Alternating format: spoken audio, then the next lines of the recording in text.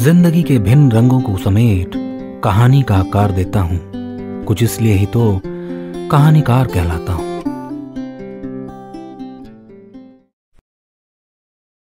मित्रों, हमारी कहानियां सुनने के लिए हमारा चैनल सब्सक्राइब करना और बेल आइकन दबाना ना भूलें।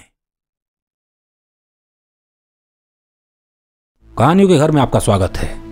मैं हूं कहानीकार सुधांशु राय और आज की कहानी का नाम है द मर्डरर। अभिमन्यु आज फिर से हॉस्पिटल आया था। रिसेप्शन पर बैठा वो आंखों को मूंदे कुछ सोच रहा था। पिछले 3 महीने में यह उसका 8वां चक्कर था। डॉक्टर अस्थाना कुछ और पेशेंट्स को देखने में व्यस्त थे, पर वो कैबिन की खिड़की से अभिमन्यु को साफ देख सकते थे। अभिमन्यु कभी उनका असिस्टेंट हुआ करता था, पर जब उसकी ट्रेनिंग खत्म हुई तो खुद की प्रैक्टिस शुरू कर दी।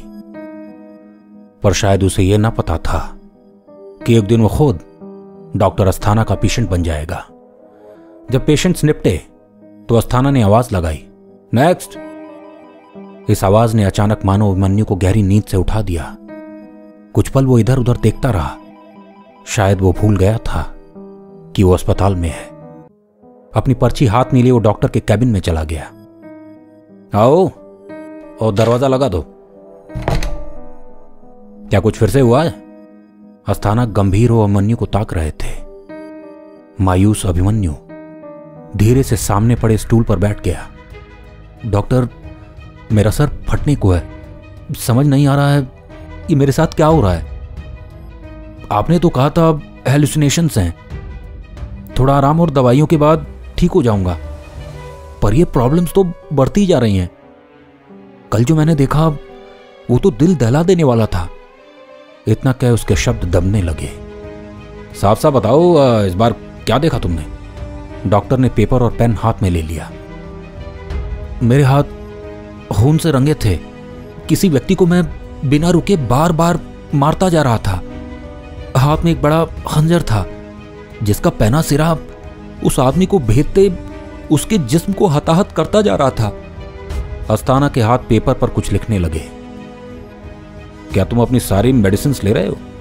मेरा मतलब है कहीं कुछ इधर उधर तो नहीं हो रहा? नहीं डॉक्टर, हर दवा टाइम से लेता हूं, पर जो समस्या कम होनी चाहिए वो तो बढ़ती जा रही है। मेरा लोगों को मारना, उनका चीखना, सब कुछ सच लगता है। कभी तो ऐसा लगता है कि जैसे ये जिंदगी मेरी झूठी हो और वो जिंदगी वो सच हो। अगर ऐसा चलता रहा तो मुझे डर है कहीं मैं सच में लोगों को ना मारने लगूं। हम कुछ दवाएं बदल सकते हैं, शायद कुछ फायदा हो। ये सब बस हेलुसिनेशंस हैं, नथिंग एल्स। एक काम करते हैं, थेरेपी का इस्तेमाल करते हैं। डॉक्टर रीना हिप्नोथेरेपी में माहिर हैं। पहले भी उन्होंने कुछ क्रिटिकल केसेस हैंडल किए हैं। मैं रेफर कर देता हूं, उनसे अभी मिलो। आज थर्सडे भी है। वो सुबह 11 बजे से शाम 7 बजे तक बैठती भी हैं। अस्थाना ने प्रेस्क्रिप्शन लिख दी और उनके परामर्श के बाद अभिमन्यु डॉक्टर रीना से मिला। रीना सब कुछ सुनने के बाद अभिमन्यु को कुछ पल देखती रही और फिर एक अजीब प्रश्न पूछ बैठी। क्या आपको अंदर से भी ऐसा ही फील होता है? I mean to kill somebody? No doctor, बिल्कुल नहीं। हां, पर वो चेहरे जिनको मैं मारता हूं वो जाने पहचाने से लगते हैं, जैसे मैंने उनको आमने सामने से देखा हो। अभिमन्यु को एहसास था कि वो जो महसूस कर रहा है वो बस एक भ्रम नहीं है।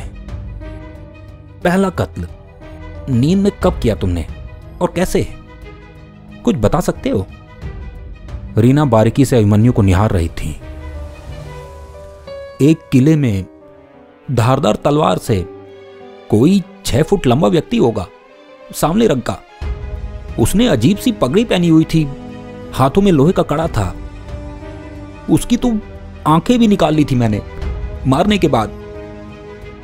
पर असल जीवन में तो मैं मक्खी मारने से भी पहले 2 बार सोचता हूं। वो मैं तो बिल्कुल नहीं था। Let's try therapy then. कोशिश करते हैं तुम्हारे सबकॉन्शियस माइंड में जाने की, वहां से कुछ मिल सकता है। पर इससे क्या फायदा होगा? अभिमन्यु की हिचकिचाहट दिख रही थी। कोशिश कर सकते हैं, कम से कम तुम्हारे ट्रीट करने का तरीका पता चल जाएगा।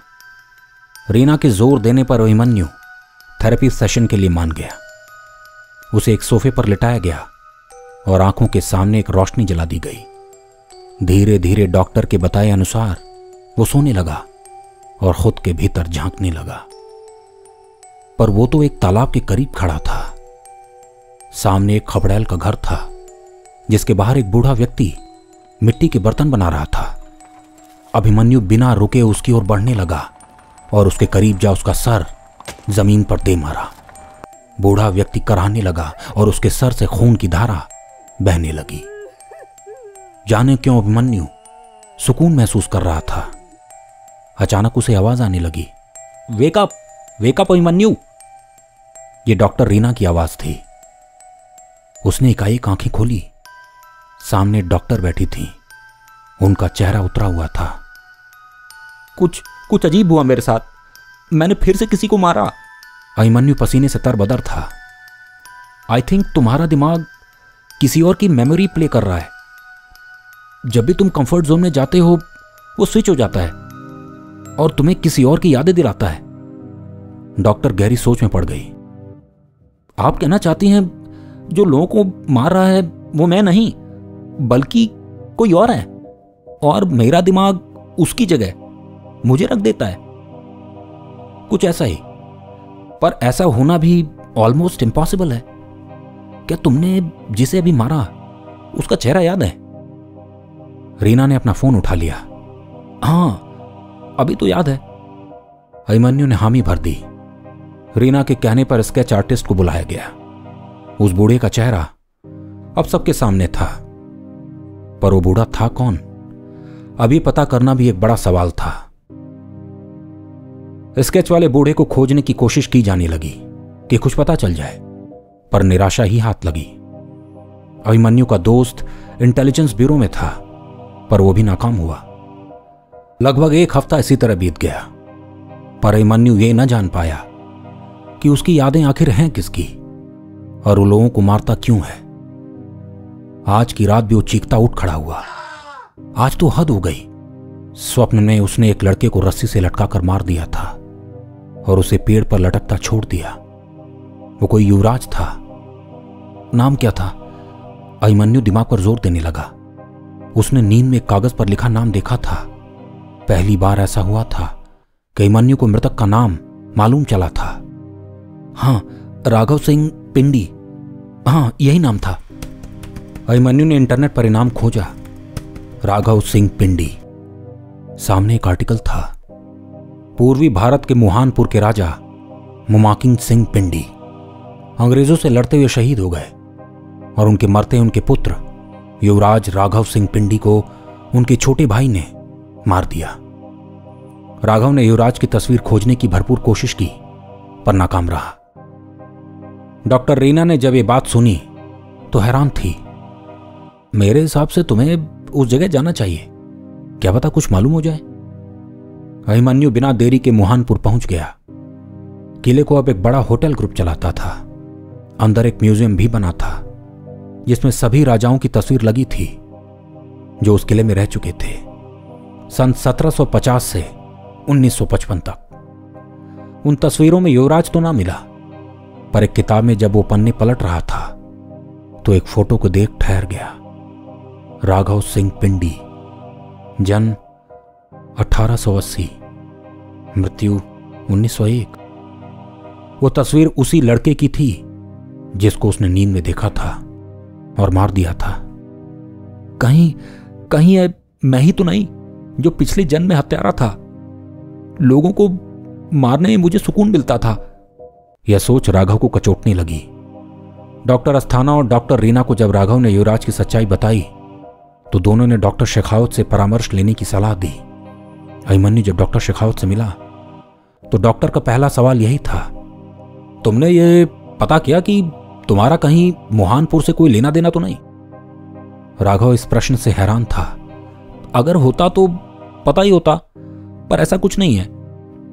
तुम्हारे दादाजी के पिताजी या फिर उनके पिताजी, वो भी तो हो सकते हैं। शेखावत मानो जानते थे। कि वो किस बीमारी का इलाज कर रहे हैं। मैं समझा नहीं, उनका मुझसे या मुहानपुर से क्या लेना देना? राघव भ्रमित लग रहा था। जेनेटिक मेमोरी, पहले कभी यह शब्द सुना है? नहीं। जेनेटिक मेमोरी कुछ मेमोरीज कुछ जीन्स के सहारे आगे की जनरेशन्स में ट्रांसफर कर देती हैं। मुझे ऐसा लगता है ये मेमोरीज जो तुम देखते हो तुम्हारी नहीं, तुम्हारे पूर्वज की हैं। उनमें से कोई हत्यारा था, या यूं कहें लोगों को मारना उनका पेशा था। डॉक्टर की ये बातें सुन अभिमन्यु लाल पीला हो गया। किस तरह की बातें कर रहे हैं आप? जबान संभाल कर बात करिए। अभिमन्यु गुस्से में बोल पड़ा। जो सच है सुन लीजिए। जिनको भी तुम देख रहे हो उन सबको तुम्हारे किसी एक पूर्वज ने मारा है, और उनकी हत्याएं इतनी निर्मम थीं कि सबकॉन्शियस माइंड में रह गईं और फिर जेनेटिक मेमोरी के माध्यम से तुम्हें मिल गई। मेरा मतलब तुम्हारी बॉडी में एक्सप्रेस कर रही हैं वो जीन्स अपने आप को। ऐसी जीन्स एक आयु के बाद खुद को एक्सप्रेस करती हैं, और ये कब ऐसा करेंगी ये कहना मुश्किल है। डॉक्टर शेखावत के हिसाब से अभिमन्यु का नींद में लोगों को मारना जेनेटिक रीजन की वजह से था, पर अभिमन्यु को यकीन न था। उसने अपनी खोज जारी रखी और एक दिन उसने अपने एक पूर्वज के बारे में पता किया जिसका नाम पहलवान दुबा था और जिसका जन्म 1870 के आसपास हुआ था। दुबा एक पेशेवर हत्यारा था जो पैसों की खातिर लोगों को मौत के घाट उतारता था। जिन जिन लोगों की हत्याएं अभिमन्यु ने स्वप्न में देखी थीं, उन सबको दुबा ने मारा था। लगभग 45 की उम्र तक अभिमन्यु यह स्वप्न देखता रहा, और फिर अचानक वो स्वप्न खुद ब खुद ही बंद हो गए। इसी के साथ मैं इस कहानी और अपनी वाणी दोनों को विराम देता हूं। मित्रों, यदि यह कहानी आपको पसंद आई तो इसे लाइक और शेयर जरूर करें, और हां, हमारी कहानियां सुनते रहने के लिए हमारा चैनल सब्सक्राइब करना और बेल आइकन दबाना ना भूलें।